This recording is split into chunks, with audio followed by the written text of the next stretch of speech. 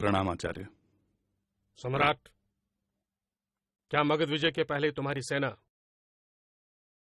नंदीग्राम के पास ठहरी थी? हाँ आचार्य। क्या तुम्हारी सेना ने ग्रामवासियों से अन्न लिया था? हाँ आचार्य। क्या उसका मूल्य चुकाया गया? शायद नहीं। हाँ या नहीं?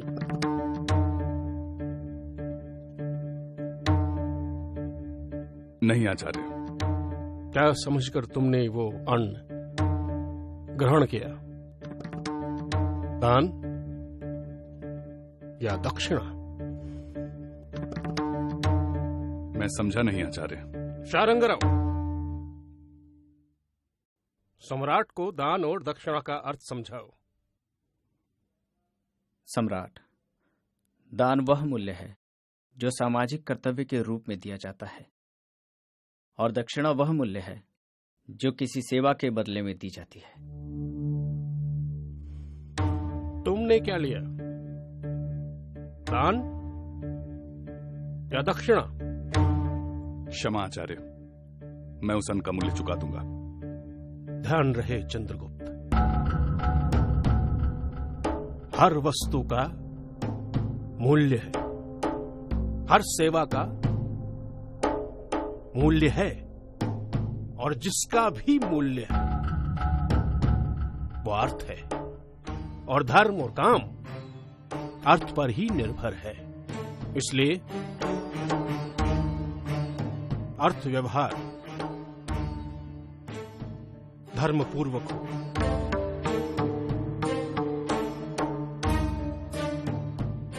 बिना मूल्य दिए दूसरे का द्रव्य लेना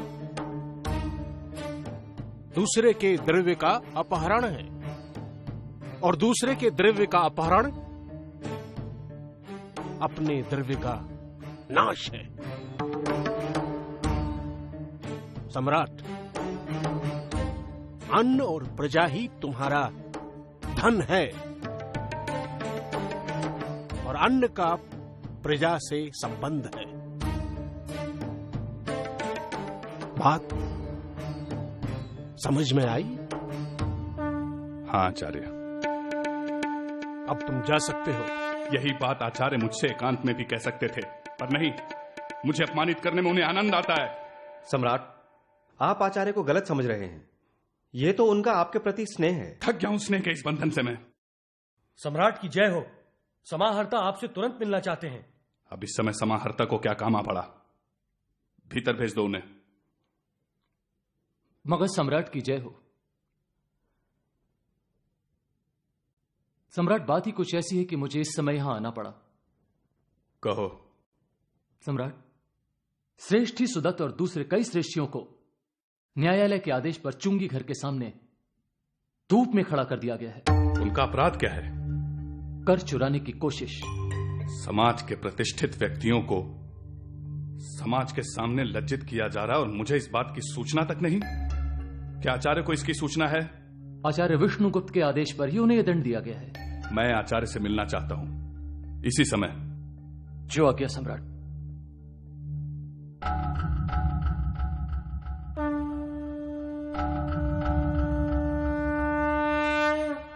आयुष्मान भव। कहो, कुछ कहना चाहते हो या कुछ पूछना चाहते हो? आचार्य, प्रथम आसन तो ग्रहण करें। शिष्टाचार में समय गंवाने का मेरे पास समय नहीं है सम्राट। जो पूछना है सीधे पूछो। आचार्य के पास मेरे लिए समय नहीं है। आचार्य के पास जो समाज को धन देते हैं उनके लिए भी समय नहीं है। मेरी समझ में नहीं आ रहा है कि आचार्य किसकी चिंता में व्यस्त हैं। समाज की। मेरे लिए व्यक्ति नहीं, देश महान है। मेरी निष्ठा न चंद्रगुप्त में है न चंद्रगुप्त के साम्राज्य में। मेरी निष्ठा समाज के उत्कर्ष में है। मैं उसी के बारे में सोचता हूं चंद्रगुप्त। इसीलिए मैं कर का चिंतन करता हूं। इसीलिए मैं दान का चिंतन करता हूं। स्मरण रहे चंद्रगुप्त, समुद्र से जल भाप बनकर बादल बन जाता है, फिर वही बादल वर्षा की बूंदें बनकर जल जल में मिल नदियां बन सागर बन जाता है, वही जल अर्थ है। कर वही अर्थ है जो राज्य का आधार है, और दान वही अर्थ है जो समाज का आधार है। ये समाज ही सागर है। यदि सागर का जल सागर में न मिले तो अर्थ अनर्थ है। इसीलिए राजा कर लेता है और समाज दान देता है।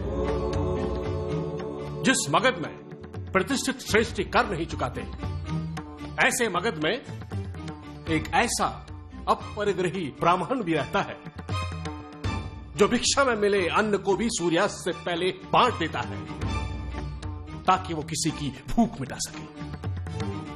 बताओ चंद्रगुप्त, मैं किसका सम्मान करूं? कम से कम में जीने वाले उस आचार्य का, या कर न चुकाने वाले उन प्रतिष्ठित श्रेष्ठियों का?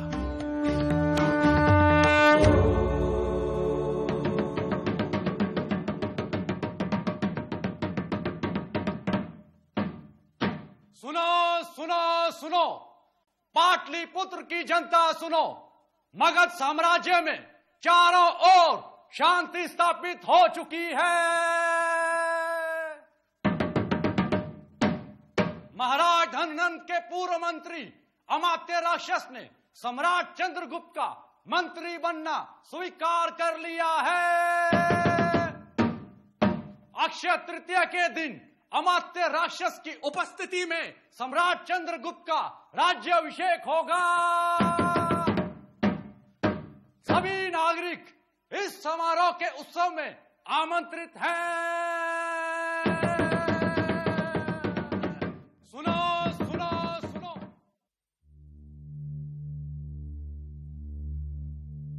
ऐसे साम्राज्य का सम्राट होने का क्या लाभ, जहां मैं हर दिन एक कठपुतली की तरह नचाया जाऊं। अपनी इच्छा से उठ नहीं सकता, अपनी इच्छा से बैठ नहीं सकता, अपनी इच्छा से प्रेम नहीं कर सकता, अपनी इच्छा से विवाह नहीं कर सकता। मेरा विवाह भी आचार्य के लिए एक राजनीति है। जब से यहां आया हूं, चैन से कमरे में सो तक नहीं सका हूं। कौन हूं मैं? सम्राट या आचार्य विष्णुगुप्त के इशारों पर नाचने वाला एक दास? नहीं बनना मुझे सम्राट, नहीं चाहिए मुझे ये साम्राज्य, नहीं होगा ये राज्याभिषेक। समाहर्ता! सम्राट, रोक दो ये राज्याभिषेक।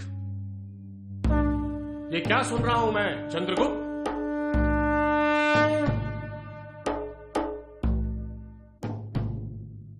आपने ठीक ही सुना है आचार्य, नहीं बनना मुझे मगध का सम्राट।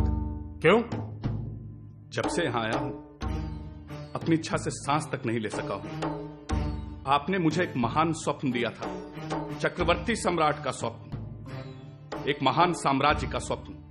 परंतु यहां आने के बाद पता चला कि आचार्य विष्णुगुप्त के लिए सम्राट एक वेतन लेने वाले नौकर से बढ़कर कुछ नहीं। तूने ठीक ही समझा है चंद्रगुप्त।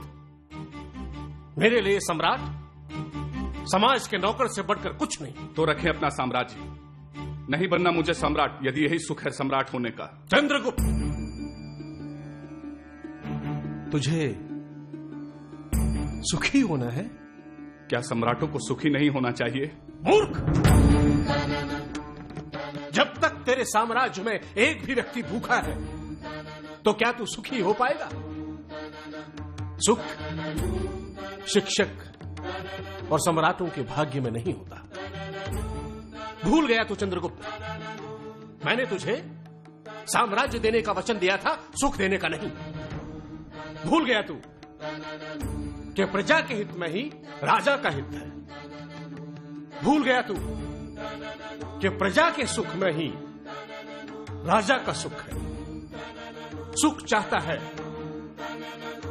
तो पहले अपनी प्रजा को सुखी बना।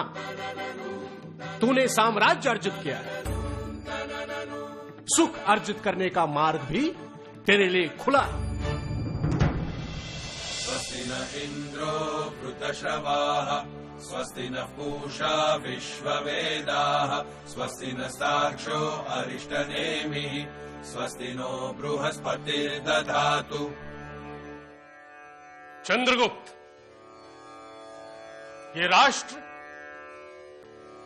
तुम्हें सौंपा जाता है। तुम इसके संचालक, नियामक और उत्तरदायित्व के दृढ़ वाहन करता हो।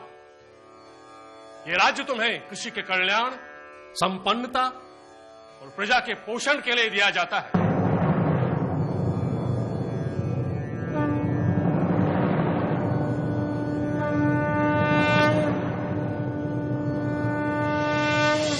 अपने महान गुरु के महान शिष्य चंद्रगुप्त ने अर्थ का ऐसा पाठ पढ़ा कि अपने जीवन के अंत काल में 40 दिन तक अन्न ग्रहण नहीं किया। क्यों? क्योंकि अपने जीवन के अंत समय में चंद्रगुप्त के राज्य में भीषण अकाल के कारण लोगों के पास अन्न नहीं था। महान गुरु, महान शिष्य, महान आदर्श। अपने महान शिष्य के लिए महान गुरु ने कौटिल्य के नाम से अर्थशास्त्र नामक ग्रंथ की रचना की।